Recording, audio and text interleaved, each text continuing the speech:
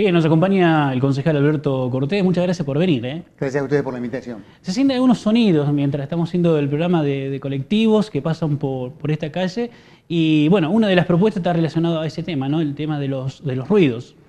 Sí, nosotros presentamos la semana pasada un proyecto de ordenanza que intenta reemplazar la ordenanza del año 72, no solamente porque es un proceso militar, sino en este caso fundamentalmente porque está bastante obsoleta, desactualizada. Y bueno, nos acercó un proyecto el ingeniero Federico Millara, que es el principal especialista de la Facultad de Ingeniería de la zona sobre este tema, que él había un par de veces intentado que el Consejo tratara, pero no lo había logrado como particular. Y bueno, con algunas modificaciones que le hicimos, la hemos presentado y vamos a impulsarla, a seguirla para lograr que la ciudad tenga una ordenanza acorde a estos tiempos. Y además, esto está en total coincidencia con el planteo que habían hecho varios concejales de varios bloques cuando se trató el tema del autódromo, donde justamente ahí observaron que la ordenanza de ruidos realmente estaba desactualizada. Totalmente antiguo. Esto abarca también todo lo que es confitería bailable, automovilismo, perdón, autos, motos, bueno, una serie de cuestiones. Abarca cualquier fuente de ruido y no solamente las fuentes identificables, sino que también, y esto es una diferencia con la ordenanza del año 72, planteamos que hay lugares de la ciudad que son particularmente ruidosos, no por culpa de una fuente determinada que uno le podría sancionar o exigir que baje el nivel de ruido, sino que tiene que ver con la suma de varios factores, pero que de todas maneras afecta a la salud. Y por lo tanto, en los casos que se da esa situación, planteamos que tiene que haber una política del municipio para bueno, corregir esa situación. Por ejemplo, supongamos que un elemento importante sea el tránsito, puede haber propuestas de reordenamiento del tránsito para que no haya lugares que tengan niveles de ruido que afecten la salud, digamos, primero mental, porque el permanente nivel de ruido importante obviamente afecta digamos, los nervios de la gente, pero además también la exposición a niveles demasiado altos de ruido durante un tiempo considerable afecta la audición. Esto, por ejemplo, esta última cuestión es de preocupación en lo que se refiere a quienes están expuestos en lugares como algunos ámbitos laborales, pero que esto ya está contemplado, leyes laborales, o sea que si se respetan las normas de higiene laboral no sería ese el lugar donde más debería introducirse el municipio, pero sí, por ejemplo, en una confitería bailable donde, digamos, actualmente hay una norma que establece niveles ridículamente bajos que son incumplibles. Como son incumplibles, no se cumple, no hay ningún nivel de referencia, o sea, allí pueden poner casi el nivel que quieran, y esto no debe ser así, tiene que haber un nivel que sea razonable, que se cumpla, y que sabemos que son lugares con niveles de sonido importantes, pero también son lugares donde la gente no está 8 horas por día durante muchos días, está un rato, un par de veces a la semana. Entonces, sobre esta base buscamos de ponderar un nivel de sonido que sea, digamos, cumplible. Mencionaste recién tránsito y vamos a meternos un poco de lo que está tratando el Consejo Municipal, que está relacionado primero el tema de cocheras subterráneas. Hay 3 propuestas que llevó al Consejo Municipal y una de ellas hay una modificación o una propuesta tuya que está relacionada a la de la Plaza del Foro, que está ubicada enfrente a tribunales. Sí, nosotros pensamos que más en ese lugar, que nos parece de los que se han tirado el más razonable, la zona, porque a diferencia de la Plaza San Martín, no está ubicada en la zona céntrica propiamente dicha. Digamos, Plaza San Martín realmente un despropósito. Bueno, ya yo fui uno de los primeros en decirlo, pero ya a esta altura del partido lo han dicho urbanistas, todo tipo de funcionarios y de organizaciones, excepto, digamos, algunas asociaciones empresarias que entendían que se estaba cuestionando la idea general de las cocheras subterráneas, que no era el caso. No, no es así. Y quienes están defendiendo intereses de negocio concreto, porque quedó muy en claro cuando vino a la Comisión de Planeamiento la representación de Ingeconcer, que es la empresa española que está haciendo el emprendimiento inmobiliario de Puerto Rivera, en Puerto Norte, de Ciudad Rivera, perdón, en Puerto Norte, y que son los que presentaron una propuesta para hacer una cochera subterránea en la Plaza San Martín por el régimen de iniciativa privada, que fue tratado de hacer pasar a cualquier precio, de cualquier forma. Fue algo bochornoso, escandaloso, violando todas las normas, así que al final el propio oficialismo municipal, que era el que impulsaba eso, retiró Dio en marcha la atrás. sesión. Bueno, ellos habían venido a la comisión de planeamiento y habían dicho, le preguntamos, ¿ustedes tienen en vista otras cocheras aparte de esa? Y nos dijeron, sí, nos interesan varias, pero esa es la más rentable de todas. O sea que claramente la única razón, por supuesto, solamente confesada en ese momento allí, después no se ha confesado por nadie más de lo que la defiende, de los pocos que la defienden, básicamente la Intendencia Municipal, es un problema de beneficiar a un grupo económico, nada más. O a algunos grupos, porque no vamos a poner la mano en el fuego que esté direccionada a la eventual licitación, sí o sí, pero evidentemente quienes ganen ahí van a ganar un negocio jugoso, pero en contra totalmente de todos los intereses de la ciudad.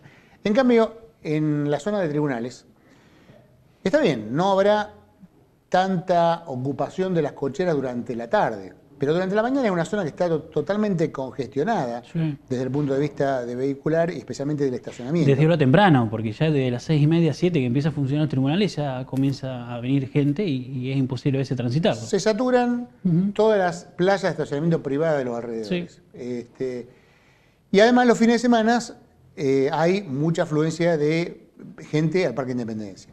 O sea que, digamos, no será el negocio tan jugoso como el de la Plaza San Martín, pero es, digamos, importante.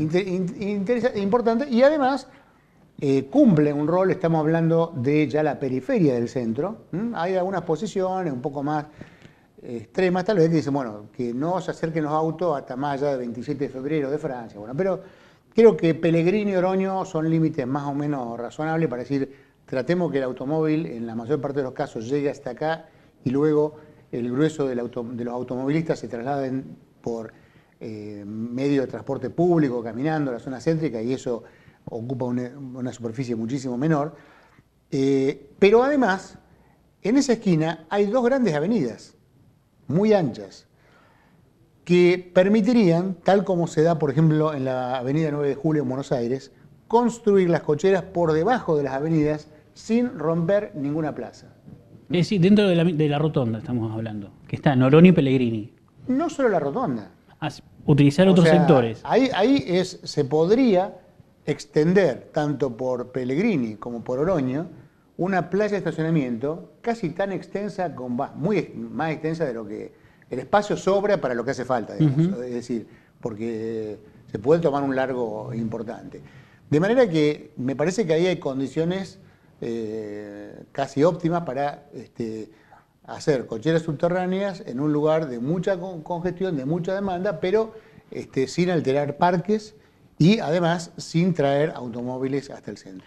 Te queda un minutito más, podría preguntar sobre los taxis, uno de los temas que ya el Consejo Municipal empezó a tratar al menos. Nosotros nos vamos a ver noticias de la región y continuamos aquí con la visita del concejal Alberto Cortés.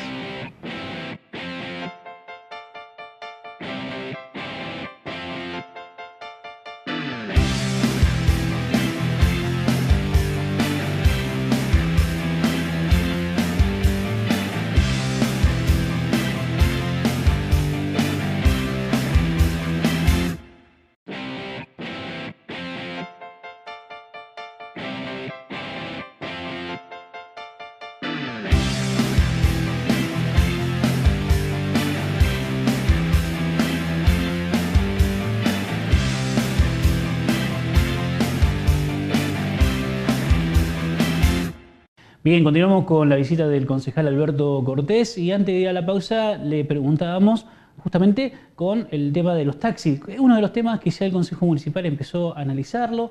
En la Comisión de Servicios Públicos estuvieron todas las cámaras que representan a los taxistas hablando con los miembros de esta comisión. Alberto, ¿cuál es tu postura con relación al estudio que llegó, hecho por la universidad, y los pasos a seguir ahora que van a empezar a evaluar este incremento que se puede llegar a dar de las tarifas de taxis?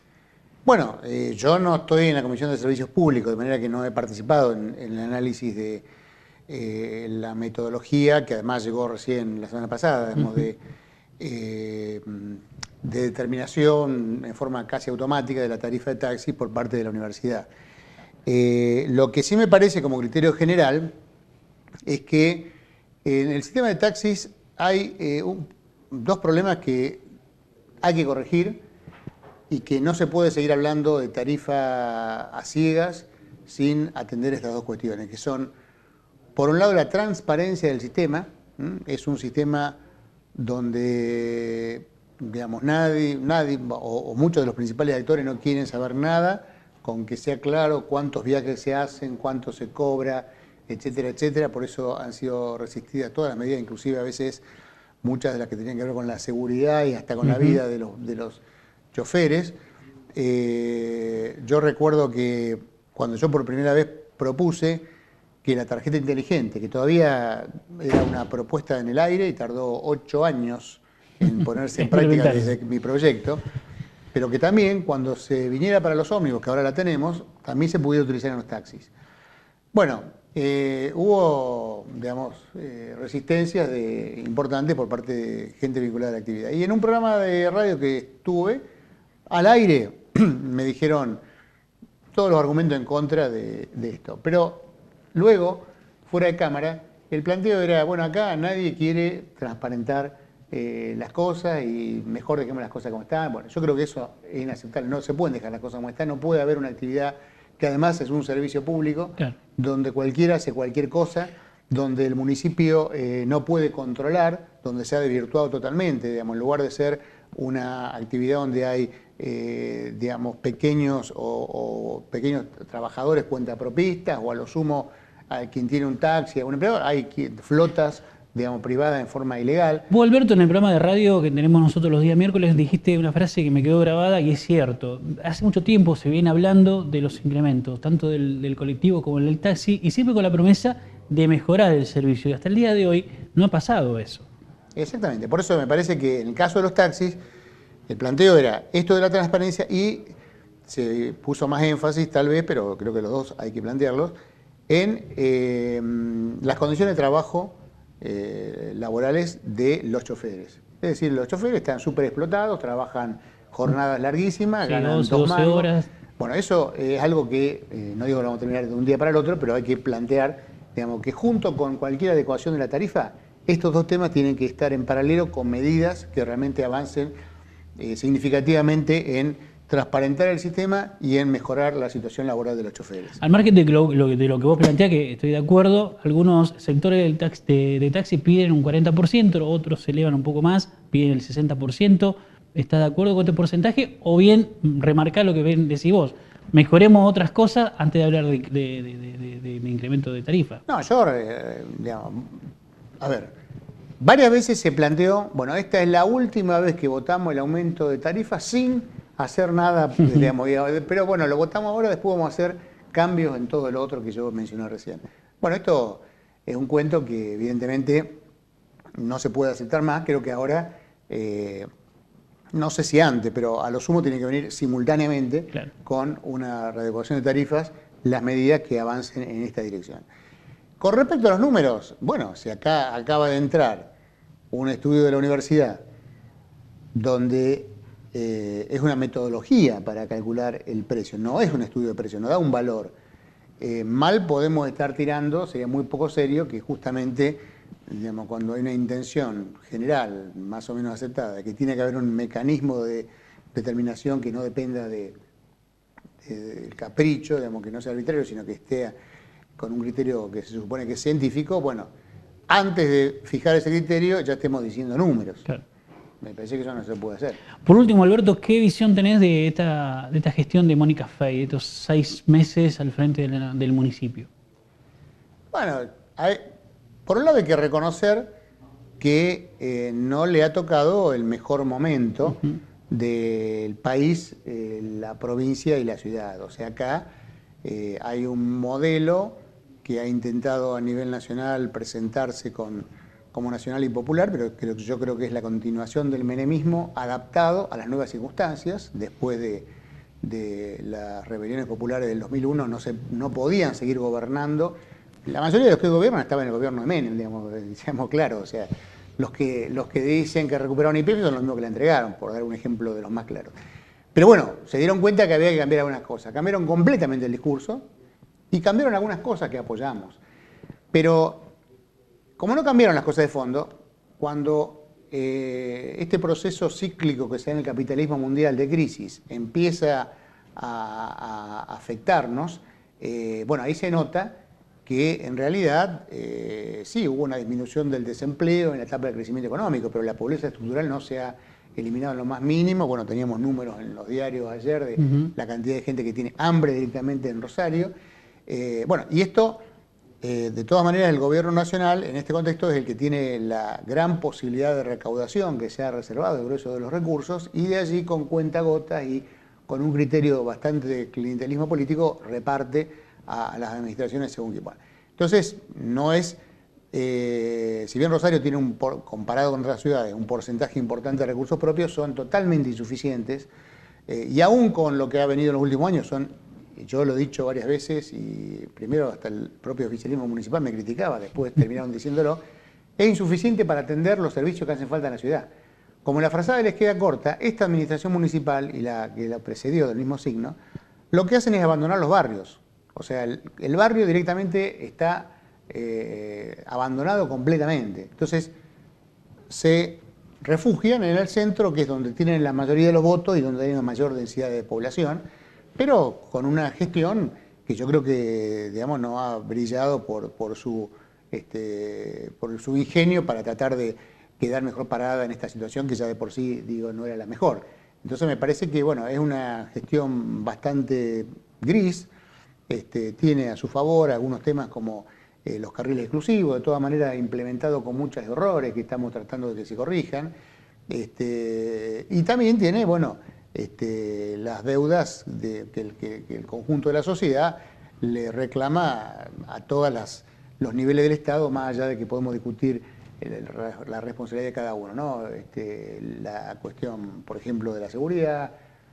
Ha habido también algún sinceramiento, alguna pequeña. Yo había propuesto, digamos, que el buzón de la vida, que es una forma de canalizar la inquietud de los vecinos que ven que le están vendiendo drogas en la vereda de frente de su casa y no tiene cómo, sabe que la policía es cómplice y lo único que conocía era, y casi lo único que existía, digamos, ir a la policía, a la comisaría a hacer la denuncia, sabiendo que son cómplices de los narcotraficantes. Entonces, el hecho del buzón de la vida, en la medida que se garantice que la policía no tenga acceso de ninguna manera a lo que ya sale de allí, era una manera, digamos, de dar algún tipo de respuesta o canalizar esas inquietudes, y yo vi que había uno solo en los tribunales federales, planteé que hubiera uno por distrito. Esto fue muy resistido por el oficialismo municipal.